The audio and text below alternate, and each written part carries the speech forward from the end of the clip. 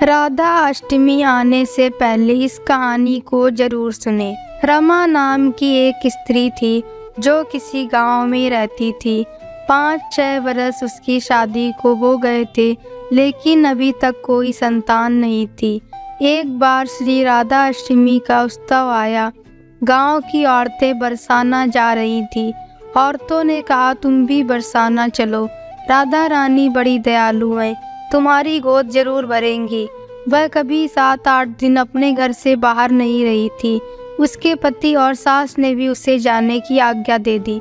बस उसने मन में ठान लिया कि राधा रानी मेरी गोद जरूर भरेंगी। जिस दिन उसे जाना था उसी दिन पैर में चोट लग गई, चला भी नहीं जा रहा था। फिर भी स्त्रियों के संग यात्रा पर चल पड़ी। सारे रास्ते ट्रेन में राधा कृष्ण का जाप कीर्तन चलता रहा। इस प्रकार सभी स्त्रियों के साथ वह बरसाना पहुंची।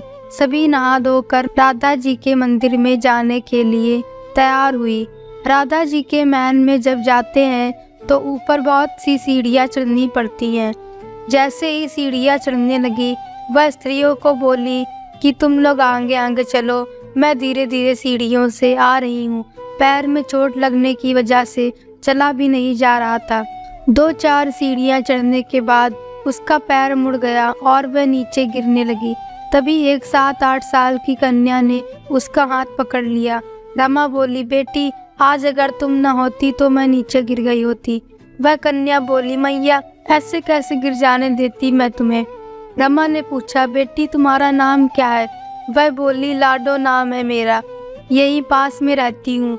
वह दोनों सीढ़ियों पर बैठ गई। लाडो कहने लगी, मैया, मेरे लिए क्या लाई हो, ना कोई जान और ना पहचान, और लाडो ऐसी बात कर रही है। रमा ने सोचा। फिर रमा ने कहा, लाडो, मैं कल तुम्हारे लिए लेकर आऊंगी, तुम्हें क्या पसंद है। लाडो बोलती है, मुझे नथनी, गले का हार, कान के कुंडल, चूड़ियाँ, मेहंदी, घाघरा चोली, यह सब पसंद है, कुछ भी ले आना। इतना कहकर वह बालिका भाग गई। जैसे तैसे मंदिर में रमा भी दर्शन करके लौट आई। वापिस जाकर सोचने लगी उस बालिका के बारे में, और बाजार से उसने गले का हार और चूड़ियाँ उसके लिए खरीदी। अगले दिन वह जहाँ मिली थे वह लाडो उसका इंतजार करते मिली। चूड़ियाँ और गले का हार जैसे उसे दिया, वह बोली, बस इतनी सी, और चीज नहीं लाई, और वह मुंह फुलाकर बैठ गई। तब रमा बोली, अभी मैं 8 दिन यहीं पर हूँ, रोज तुम्हारे लिए कुछ न कुछ लाया करूंगी। यह सुनकर लाडो उसकी गोद में बैठ गई और गले से लग गई। रमा तो रोने लगी, उसे जैसे एक संतान मिल गई हो। खूब प्यार से उसके सिर पर हाथ फेरा। ऐसे ही फिर वह चली गई। रमा ने मंदिर से आकर घाघरा और चोली उसके लिए बनवाए, रोज कुछ न कुछ देती उसे। एक दिन रमा कहती है, अब ये सारी चीजें मुझे पहन कर भी तो दिखाओ, कैसी लगती है। लाडो बोली, कल राधा अष्टमी है, कल पहनूंगी।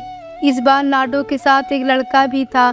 उसे देखकर रमा ने कहा, आज पता नहीं मेरे मन में क्या आया, मैंने एक धोती और मुकुट मोर वाला लिया है, क्या मैं इसे दे दूं। लाडो बोली, यह कनुआ है, मेरे साथ ही रहता है, हाँ तुम इसे दे दो। ऐसा कहकर वह दोनों सामान लेकर चले गए। अगले दिन राधा अष्टमी थी। जब रमा सीढ़ियों पर आई, वहाँ उसे आज कोई न मिला। बहुत इंतजार के बाद जब वह मंदिर पहुंची तो वहाँ बहुत भीड़ थी, कीर्तन और नृत्य हो रहा था। इस तरह भीड़ को चीरते हुए वह आगे पहुंची और राधा जी को देखा और ठाकुर जी को देखा। वही सामान सब जो मैं लाई थी उन्होंने धारण किया हुआ था।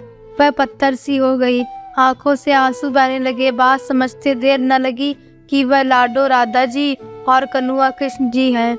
स्वयं जगत के पालनहार उसके पास आते हैं। राधा जी उसकी गोद में बैठती है और उसे मात्र सुख प्रदान करती है। वह तो जैसे बावरी हो गई, दिन रात लाडो लाडो कहती रहती, पुकारती रहती। वह स्त्रियों से बोली, तुम लोग घर जाओ, मैं नहीं जाऊंगी। उसकी सास और पति भी उसे लेने आए, पर वह नहीं गई। अब वह तो प्रतिदिन सीढ़ियों पर बैठे बैठे आंसुओं से सीढ़ियाँ धोती, पलकों से बुहारती। ऐसा करते करते उसे 30 बरस हो गए। एक दिन एक बालिका उसका हाथ पकड़कर अटालिका में ले गई। वहाँ जाकर बोलती, आ गई तेरी लाडो। ऐसा कहकर बाहें फैलाकर रमा को बुलाने लगी और अपने गले लगा लिया। उस दिन रात रमा ऐसे गले लगी कि इस पार्थिव शरीर को छोड़कर सदा के लिए अपनी लाडो के पास चली गई। इस घटना से हम सबको यह सीख मिलती है कि जो भी आशा रखे, चाहे वह सकाम हो या निष्काम, केवल भगवान से ही रखे, एक न एक दिन अवश्य मिलते हैं। आशा एक राम जी से दूजी आशा छोड़ दे, नाता एक राम जी से दूजा नाता तोड़ दे। बोलिए भक्त और भगवान की जय, बरसाने वाली सरकार की जय, श्यामा प्यारी कुंज बिहारी की जय। जय जय श्री राधे। दोस्तों, अगर आपको ये वीडियो पसंद आया हो तो वीडियो को लाइक करें, चैनल को सब्सक्राइब करें, दोस्तों के साथ शेयर करें और कमेंट बॉक्स में राधे राधे लिखना न भूलें।